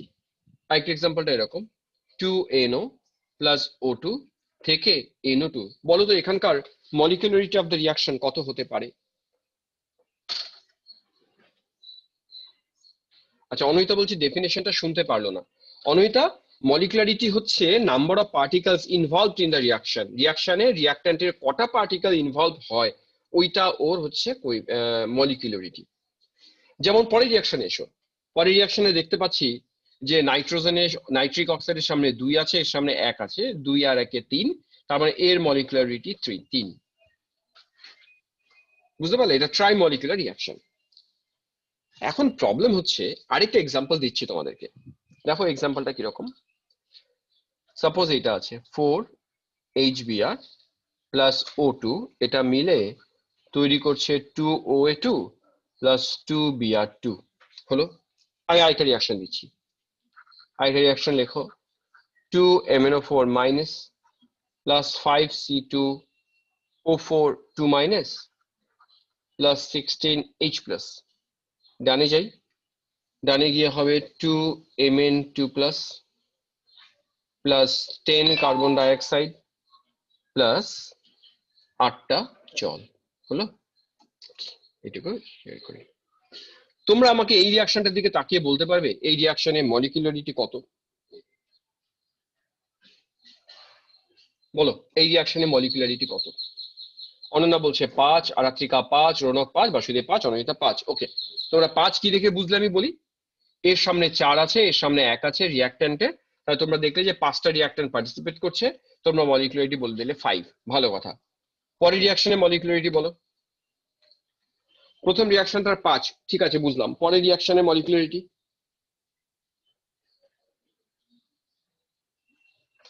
যে লজিকে 5 বলেছো সেই লজিকে বলো। দীপ্ত আবার হঠাৎ করে বলছে 2, চয়ন বলছে 2, অনন্যা 13।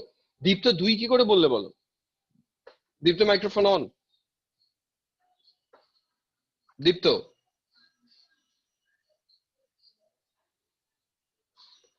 ওকে, এরা বুঝতে পারছে না বোধহয় আমার কথা।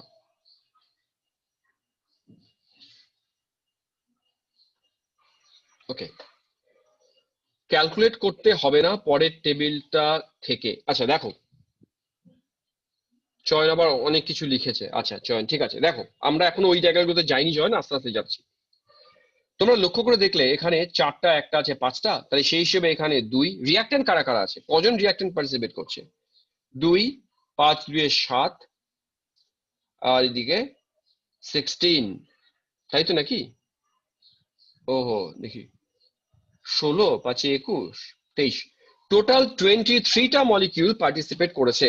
তাহলে তো সেই হিসেবে এর মলিকুলারিটি 23 হওয়ার কথা।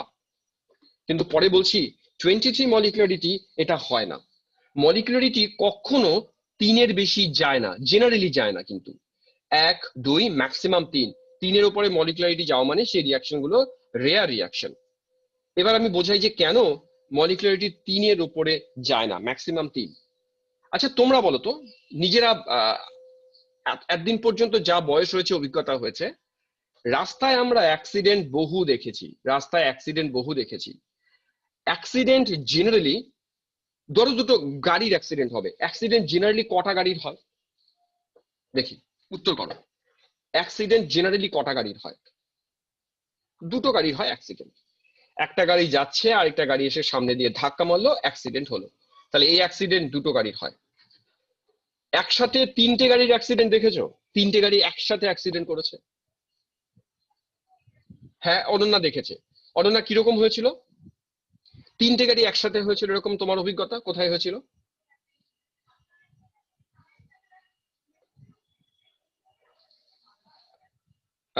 ও বলছে চৌমাথায়। হতেই পারে, মনে করো তোমার একটা চৌপতি আছে, বুঝলে, এরকম একটা চৌপতি আছে, 3টে ধাক্কা খেয়েছে। মনে করো একটা চৌপতি আছে, এইদিকে রাস্তা, এইদিকে রাস্তা, এইদিকে রাস্তা, এইদিকে রাস্তা। এদিক দিয়ে একটা গাড়ি আসছে, এদিকে একটা গাড়ি আসছে, এদিকে একটা গাড়ি আসছে, তিনটে গাড়ি পেপারে মাঝে মধ্যে দেখা আছে শেয়ার, তিনটে গাড়ি ধাক্কা লেগেছে, অ্যাক্সিডেন্ট হয়েছে, ঠিক আছে। পাঁচটা গাড়ি একসাথে ধাক্কা মেরেছে, অ্যাক্সিডেন্ট হয়েছে, দেখেছো? পাঁচটা গাড়ি একসাথে ধাক্কা মেরে অ্যাক্সিডেন্ট হয়েছে? না। 23টা গাড়ি একসাথে ধাক্কা মেরে অ্যাক্সিডেন্ট হয়েছে? সম্ভব? না। এই মলিকুলারিটি কনসেপ্ট তাই, গাড়ির অ্যাক্সিডেন্টের মতন। কি হয় যখন রিয়াকশন হয়, পরে আমরা বলবো যে কলিশন থিওরিতে রিয়াকশন হয়। কলিশন থিওরিতে মানে রিয়াকশন করতে গেলে ওদেরকে কলিশন করতে হয়, এবং সেই কলিশনটা অ্যাট এ টাইম হতে হয়। মনে করো তুমি চাইছো যে পাঁচটা মলিকিউল, মানে মলিকুলারিটি 5 হবে, মানে পাঁচটা মলিকিউল একসাথে কোলাইড করবে। ভাবো তো তার প্রবাবিলিটি কত কম। 10টা মলিকিউলস একসাথে কোলাইড করা, এই 10টা গাড়ি অ্যাক্সিডেন্ট একসাথে করার মতো ঘটনা। তো আমরা ফ্রিকুয়েন্টলি দেখি দুটো কার অ্যাক্সিডেন্ট, তার মানে মলিকুলারিটি 2 এটা খুব ফ্রিকুয়েন্ট। মলিকুলারিটি 1 হতে পারে, 3 হয় সংখ্যা কম, 3 এর ওপরে তো রেয়ার, তার উপরে তো যাবেই না। কথা বোঝা গেল মলিকুলারিটি এত কম কেন? ওই জন্য আমি একটু আগে আগের পেজে যাই, একটু আগে, আগের পেজে মুছে দিয়েছি। আমি বড় একটা রিয়াকশন লিখেছিলাম, কিরকম রিয়াকশন লিখেছিলাম, যে 2MnO4 minus dot dot dot dot dot dot, ওখানে দেখছিলাম যে মলিকুলারিটি দাঁড়াচ্ছিল 23, তাহলে 23 মলিকুলারিটি সম্ভব না। কিন্তু আমাদের ইকুয়েশন তো তাই বলে না, কোএফিসিয়েন্ট 23টাই আছে। এর মানেটা কি? এর মানেটা হচ্ছে যে তার মানে এই রিয়াকশন গুলো সিঙ্গেল স্টেপ রিয়াকশন নয়, এগুলোকে আমরা এলিমেন্টারি রিয়াকশন বলতে পারি না। কথাটা নোট করো। কি বলতে পারলাম না এখানে আমি? আচ্ছা 1 মিনিট হোল্ড করো, তো আমি আসছি, 1 মিনিট হোল্ড করো।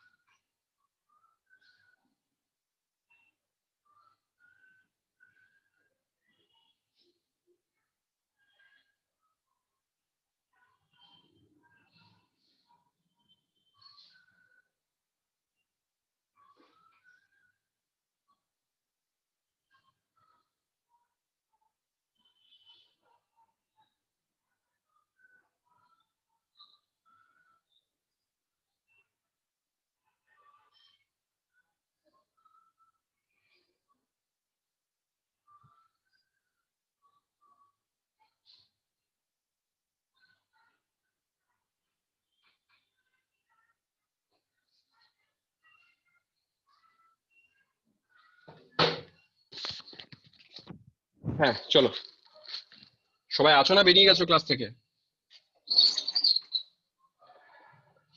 আচ্ছা, সুমাইয়া বলছে মলিকুলারিটি এক হলে কি কলিশন হবে না? না না, ওরকম না, ওরকম না, ওরকম না। আমি আসবো যখন কলিশন থিওরিতে মেকানিজম বলবো তখন দেখাবো কিভাবে হয়।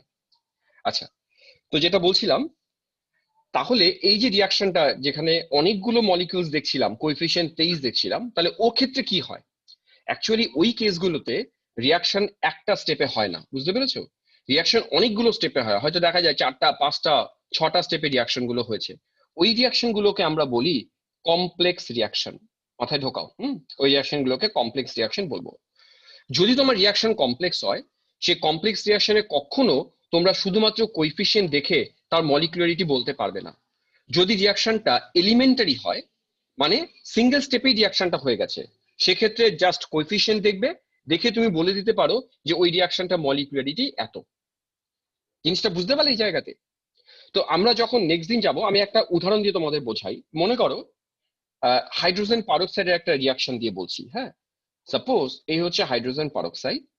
এই হাইড্রোজেন পারক্সাইডকে যদি আমরা আই মাইনাস দিই in presence of OH minus, তাহলে ও ডিকম্পোজ করে, ডিকম্পোজ করে জল তৈরি করে আর অক্সিজেন তৈরি করে। ওকে, তো এই যে রিয়াকশনটা, এই যে রিয়াকশনটা, তাতে তুমি দেখো রিয়াকশনটা এখানে H2O2 সামনে কত লেখা আছে?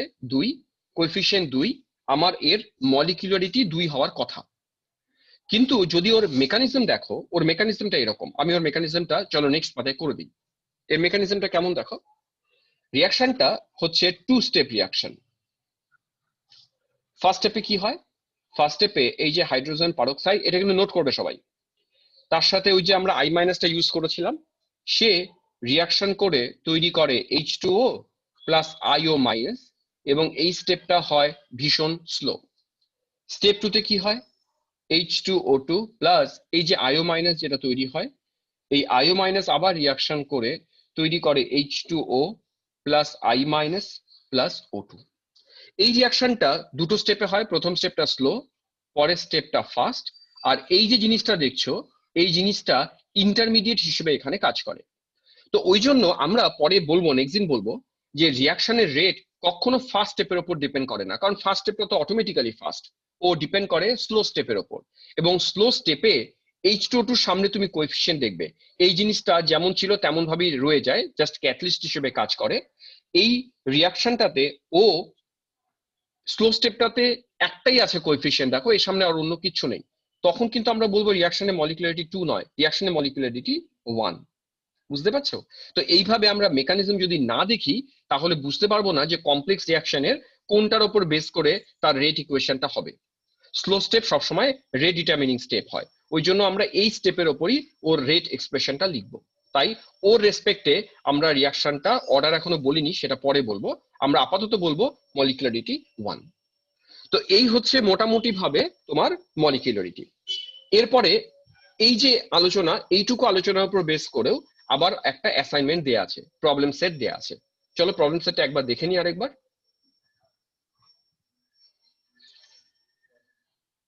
এই যে এই প্রবলেম সেটটা। এরপরে তোমরা যে পেজটায় যাবে, এখানে 8 নম্বর, তো এরপরে দেখবে 10, 11, 12 করে যা আলোচনা এখন করলাম তার উপরে এই যে ছোট ছোট ছোট অনেকগুলো প্রবলেম দেখানো আছে। এই প্রবলেমগুলো আমি আর এখন দেখাচ্ছি না, এই প্রবলেমগুলো নিজেরা বাড়িতে দেখলেই পারবে। অনেক কিছু দেয়া আছে করে দেয়া, আবার অনেকগুলো করে দেয়া নেই। হ্যাঁ, আমি চয়ন কি বলছে মলিকুলারিটি 2 কেন না একটু বলবেন? না চয়ন, অ্যাকচুয়ালি রিয়াকশনটা তো কমপ্লেক্স রিয়াকশন। আমি কি বলছি, যে রিয়াকশনটা সিঙ্গেল স্টেপ সেখানে কোএফিসিয়েন্ট যা তাই ওর মলিকুলারিটি। কিন্তু যে রিয়াকশনটা সিঙ্গেল স্টেপ নয়, যেটা মাল্টি স্টেপ, সে মাল্টি স্টেপের মধ্যে যেটা ও স্লোয়েস্ট স্টেপ, সেই স্লোয়েস্ট স্টেপটা হচ্ছে ওর রেট ডিটারমিনিং স্টেপ। বুঝতে পেরেছো? ওই জন্য। আচ্ছা, তো এই হচ্ছে পিডিএফটা। পিডিএফটা আমি ক্লাস এখনই শেষ হলে এখনই পাঠিয়ে দিচ্ছি। এই পিডিএফটা তোমরা সলভ করবে, সলভ করে তোমরা 2 দিনের মধ্যে আমাকে পাঠাবে। তো যেহেতু, আচ্ছা আগে রেকর্ডিংটা অফ করে নিই।